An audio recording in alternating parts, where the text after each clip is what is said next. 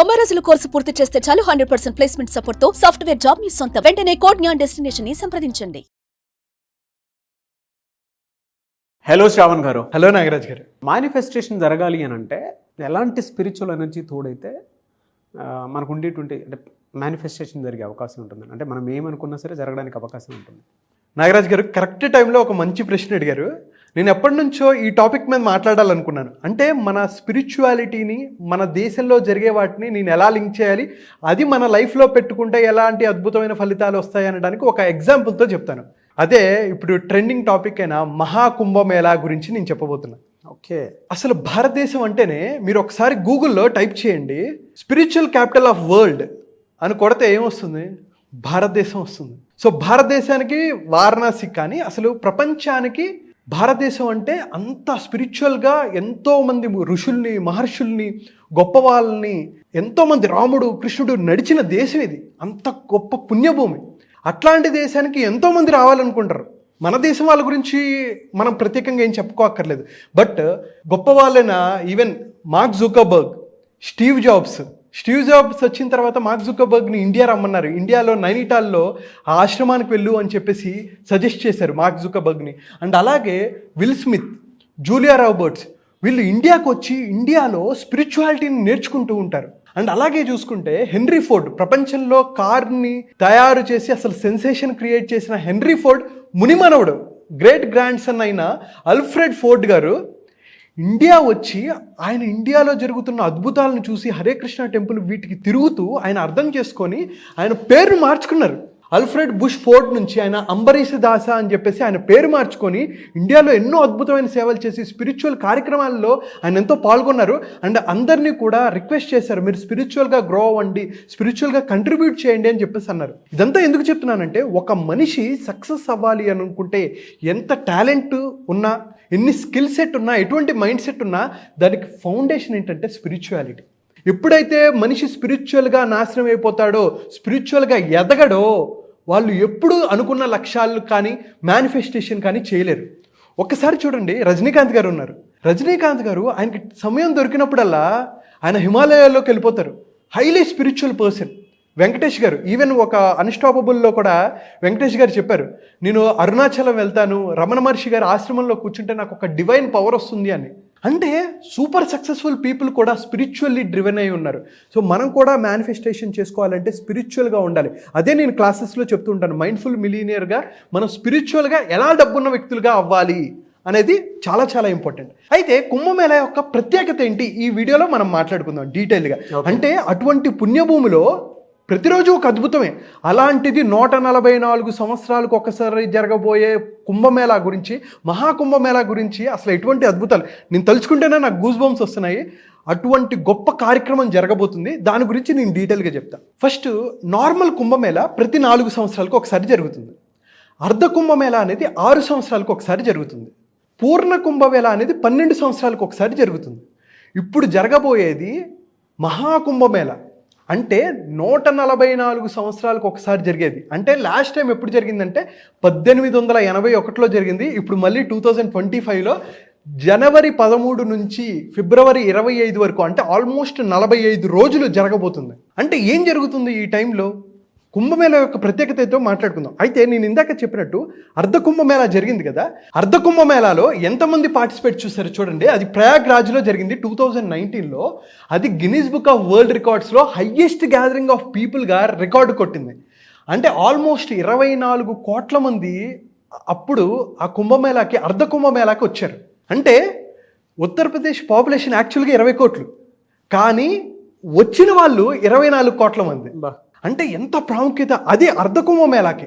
అంటే ఇప్పుడు జరగబోతున్న మహాకుంభమేళం 144 సంవత్సరాలకు వచ్చేదానికి ఎంతమంది, ఈవెన్ భారతదేశంలోనే కాదండి, ఇందాక నేను చెప్పినట్టు వేరే ప్రపంచ దేశాల్లో ఎంతోమంది ఇండియాకి రావాలి, ఇండియాలో ఇటువంటి పుణ్యభూమి మీద నడవాలి, దీన్ని అసలు ముద్దాడాలి, తాకాలి, పవిత్ర గంగా నదిలో స్నానం చేయాలి అని చెప్పేసి ఎంతోమంది తాతహలాడుతూ ఉంటారు.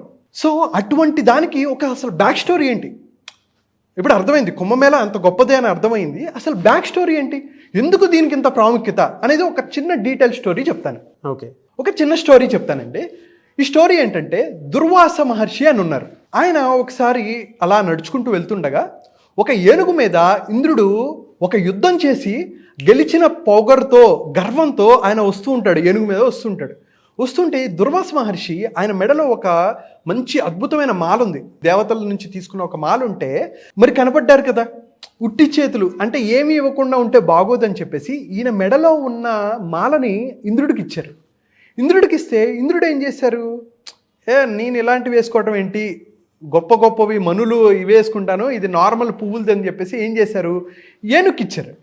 ఏనుగు ఏం చేసింది, అది పువ్వులు కదా, పువ్వులు ఉండేసరికి కొన్ని తేనెటీగలు లాంటివి ఉన్నాయి, చిన్న చిన్న పురుగులు లాంటివి ఉన్నాయి. ఆ పురుగులు ఏనుగును కుట్టడం మొదలుపెట్టాయి. ఏనుగు ఏం చేసింది, ఆ మాలని కింద పడేసింది, పువ్వుల మాలను కింద పడేసి తొక్కేసి వీళ్ళు వెళ్ళిపోయారు. ఇద్దరు వెళ్ళిపోయిన తర్వాత దుర్వాస మహర్షి మళ్ళీ రిటర్న్ అవుతుంటే అరే చూసి నేను ఎంతో ప్రేమగా ఇంద్రుడికి ఇస్తే ఇంద్రుడు ఇలా కింద పడేస్తాడా అని చెప్పేసి వీళ్ళకి బాగా పొగరెక్కింది. అంటే రాక్షసుల్ని వీళ్ళు గెలిచారు, వీళ్ళకి ఎవరో అడ్డు అదుపు లేకుండా ఇలా తిరుగుతున్నారు అని చెప్పేసి గర్వం బాగా పెరిగిపోయిందని చెప్పేసి వీళ్ళని శపిస్తారు. శపించిన తర్వాత ఈ దేవతల యొక్క పవర్ ఏదైతే ఉందో అది క్షీణించితే వీళ్ళిద్దరికి రాక్షసులకి దేవతలకి మధ్య యుద్ధం జరుగుతుంది. ఎంతోమంది దేవతలు కూడా, ఎందుకంటే పవర్ లేదు కదా, వీళ్ళ దగ్గర పవర్ లేకపోయేసరికి ఎందుకు దుర్వాస మహర్షి శపించారు కదా, శాపం వల్ల పవర్ పోయింది. వీళ్ళ శక్తులన్నీ తగ్గుకుంటూ వచ్చేస్తున్నాయి, హరించుకుంటూ వస్తున్నాయి. ఎప్పుడైతే ఈ రాక్షసులు ఏం చేయడం మొదలుపెట్టారు, ఈ దేవతల్ని చంపడం మొదలుపెట్టారు. రేషియో మారిపోయింది, 2:1. ప్రతి 2 రాక్షసులకు ఒకటే దేవుడు ఉన్నాడు, దేవతలు ఉన్నారు. వీళ్ళకి అర్థం కాలే, అరే ఏం చేయాలి అని చెప్పి బ్రహ్మదేవుడి దగ్గరికి వెళ్ళారు. ఇలా జరుగుతుందండి, మమ్మల్ని కాపాడాలండి, మాకు శక్తులన్నీ హరించిపోయాయి, నేను ఏం చేయాలంటే మేము కాదు, విల్ గో టు విష్ణుమూర్తి అని చెప్పి విష్ణుమూర్తి దగ్గరికి వెళ్ళారు. విష్ణుమూర్తి హాయిగా, ఆయన మామూలు మైండ్ సెట్ కాదు, ఆయన లోకానికి ఒక స్ట్రాటజిక్ ప్లానర్ అనమాట, సూపర్. సో ఆయన దగ్గరికి వెళ్ళిన తర్వాత అడిగారు, ఇలా రాక్షసులు మమ్మల్ని చంపేయాలని చూస్తున్నారు, మేము చాలా మా శక్తులన్నీ కోల్పోయాయి, ఏం చేయాలనుకుంటున్నారంటే సరే క్షీరసాగర మదనం చేయండి అంటారు.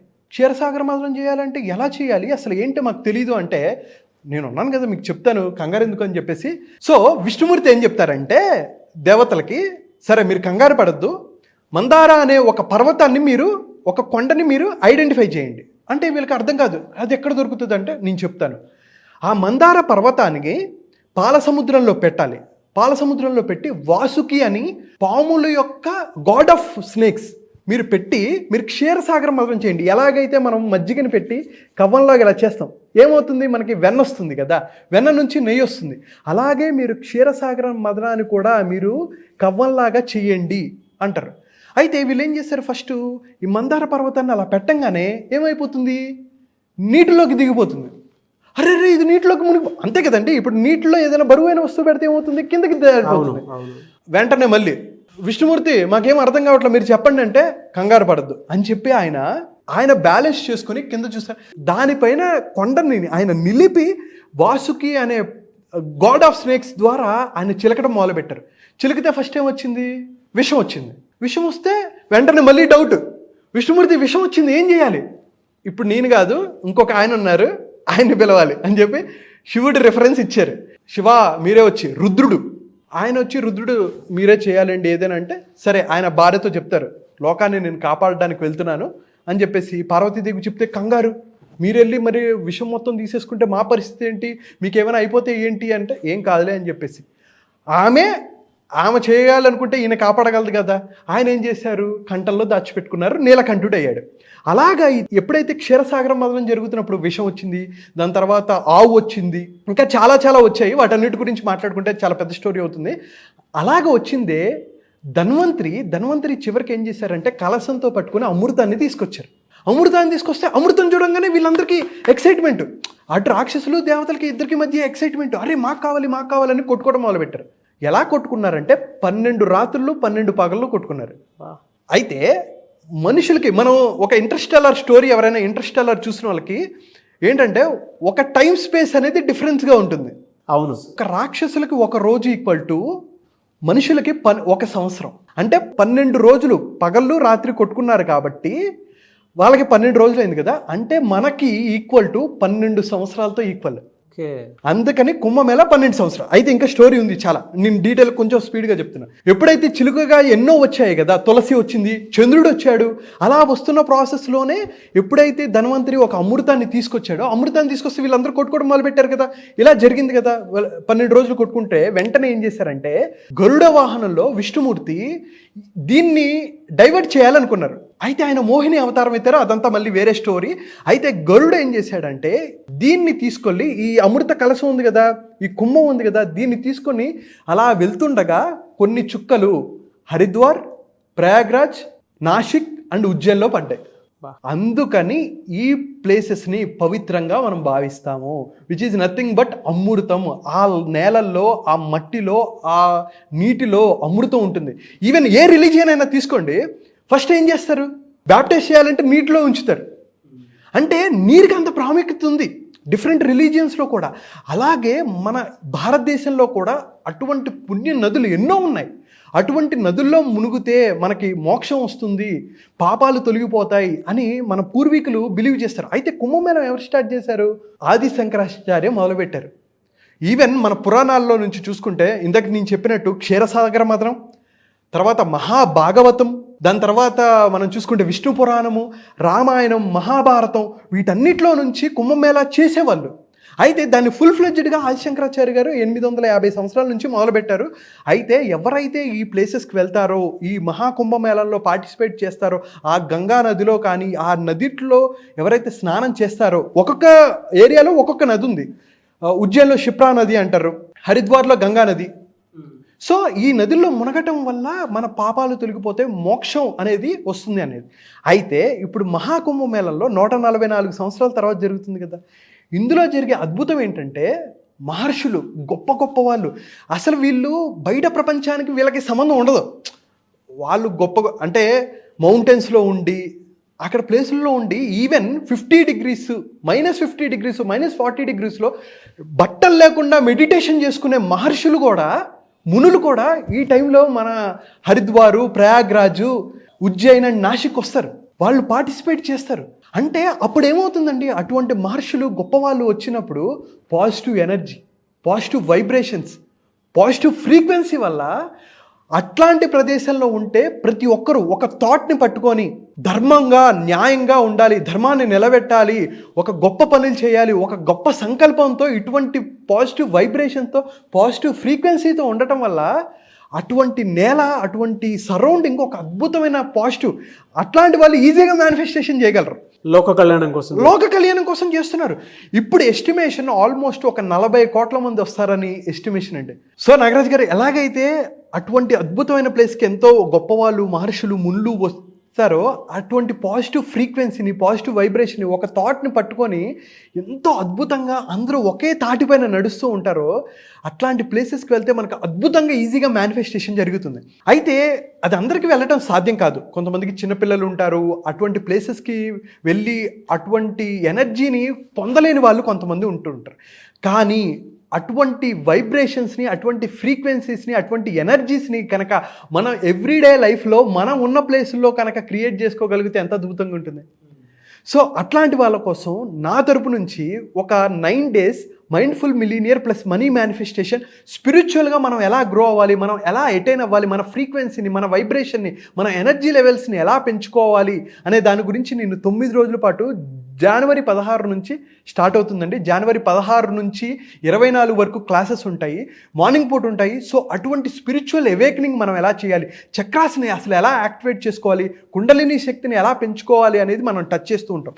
అయితే ఎవరైతే వెళ్తారో, మీకు తెలిసిన వాళ్ళు ఒకవేళ వెళ్ళారనుకోండి, వాళ్ళని మీరు కొన్ని రిక్వెస్ట్ చేయొచ్చు, అక్కడ నుంచి ఏం తెస్తే బాగుంటుంది, మీరు లైఫ్లో మీ ఇంట్లో ఉంటే అద్భుతమైన మేనిఫెస్టేషన్ జరుగుతుందండి. దాంట్లో కొన్ని ఏంటంటే గంగాజలం. మనం బిలీవ్ చేస్తాం గంగాజలం ఒక అద్భుతమైన పాజిటివ్ ఎనర్జీ. ఎప్పుడైతే ఒక రూమ్లో నెగిటివ్ ఎనర్జీ ఉంటే, ఎప్పుడైతే గంగాజలం జల్లుతామో అక్కడ పాజిటివ్ ఫ్రీక్వెన్సీ, పాజిటివ్ వైబ్రేషన్స్ ఉంటూ ఉంటాయన్నమాట. అటువంటి శక్తి గంగాజలంకి ఉంది. అది కూడా ఎక్కడి నుంచి, అసలు అమృతపు చుక్కలు పడిన అటువంటి అద్భుతమైన నేల నుంచి కనుక మనం తెచ్చుకోగలిగితే ఇంకా అసలు ఎలా ఉంటుంది అంటే, అలాగే మట్టి అసలు ప్రయాగ్రాజ్లో త్రివేణి సంగమం, గంగా యమున సరస్వతి కలిసిన పుణ్యభూమి అది. అటువంటి ప్రదేశంలో నుంచి మనం మట్టి తెచ్చుకోగలిగి ఇంట్లో నుంచి పెట్టుకోవాలన్నా, లేకపోతే వెళ్ళిన వాళ్ళని మీరు మట్టి అడిగినా సరే అసలు సాక్షాత్తు విష్ణుమూర్తి నడిచిన నేల అది. అటువంటి భూమి నుంచి మనం గనక మట్టిని మన ఇంట్లో పెట్టుకున్న అటువంటి పాజిటివ్ ఫ్రీక్వెన్సీని మనం క్రియేట్ చేసుకోగలుగుతాం, ఈజీగా మేనిఫెస్ట్ చేసుకోవచ్చు. అండ్ అలాగే కుదిరితే శివలింగం తెచ్చుకోవచ్చు. ఎవరైనా వెళ్ళిన వాళ్ళు శివలింగం తెచ్చుకొని దాన్ని రోజు ఆరాధన చేసుకొని, మనం కొన్ని వీడియోస్లో కూడా మాట్లాడుకున్నాం రుద్రమంత్రం ఎలా చదవాలి, లేకపోతే మృత్యుంజయ మంత్రం కొన్ని చదువుకుంటూ శ్రద్ధతో భక్తితో ఉచ్చారణ దోషం లేకుండా కనుక మనం చేసుకోగలిగితే ఈజీగా మేనిఫెస్టేషన్ చేసుకోవచ్చు, అద్భుతమైన ఫలితాలు వస్తాయి. అండ్ అలాగే తులసి మొక్క, తులసి క్షీరసాగరం మదనంలో నుంచి వచ్చింది. సో అటువంటిది మన ఇంట్లో పెట్టుకొని రోజు తులసికి చేసుకుంటే, గుళ్ళోకి వెళ్తాం తులసి ఇస్తారు. తులసి ఏంటి, ఎన్నో క్రిముల నుంచి కానీ బ్యాక్టీరియా నుంచి మనం కాపాడుతుంది. అంటే మన ఇంట్లో ఒక ఆయుర్వేద మొక్క ఉంది, దాన్ని మనం పెట్టుకొని మన హెల్త్ని బెనిఫిట్ చేసుకోవచ్చు, పాజిటివ్ ఫ్రీక్వెన్సీస్ని ఈజీగా ఇంక్రీజ్ చేసుకోవచ్చు. అండ్ అలాగే ప్రసాదం, అక్కడి నుంచి వచ్చిన వాళ్ళ ప్రసాదం మనం తీసుకొని ఆ పాజిటివ్ వైబ్రేషన్స్ ఎనర్జీస్ని మన ఇంట్లో మన బాడీలో మనం పెట్టుకోగలిగితే ఈజీగా మనం మేనిఫెస్ట్ చేసుకోవచ్చు. మేనిఫెస్టేషన్ ఇంప్రూవ్ చేసుకోవాలనుకుంటారో, న్యూరో సైన్స్ పరంగా మనం ఎలాగైతే అనుకున్నది సాధించాలనుకుంటారో ఇలాంటి ప్రదేశాలకు వెళ్ళొచ్చు. మీరు ఒకవేళ వెళ్ళలేకపోయారు, వెళ్ళిన వాళ్ళ దగ్గర నుంచి ఇవి తీసుకోగలుగుతారు. లేదు ఇది కూడా కుదరలేదా, మనం చేసే క్లాసెస్ లేదు, వెళ్ళిన వాళ్ళైనా మన క్లాసెస్ అటెండ్ అవ్వచ్చు. జనవరి 16వ తారీఖు నుంచి పొద్దున పూట జరగబోయే క్లాసెస్ మీరు అటెండ్ అయ్యి, manifestation class, mindful millionaire plus manifestation class మీరు అటెండ్ అయ్యి మీ లైఫ్లో ఒక అద్భుతమైన రిజల్ట్ సంపాదించుకోవడానికి ఇది ఒక అద్భుతమైన టైం. అండ్ అలాగే జనవరి 13 నుంచి స్టార్ట్ అవుతుంది. అలాగే మన బ్యాచ్ అటు ఇటుగా 16 నుంచి స్టార్ట్ అవుతుంది. సో అటువంటి అద్భుతమైన ఘట్టంలో మనం క్లాసులు చేసుకోవడం మన అదృష్టంగా భావించాలి. స్పిరిచువల్ ఎనర్జీస్ హై ఉంటాయి కదా. ఎస్, డెఫినెట్గా.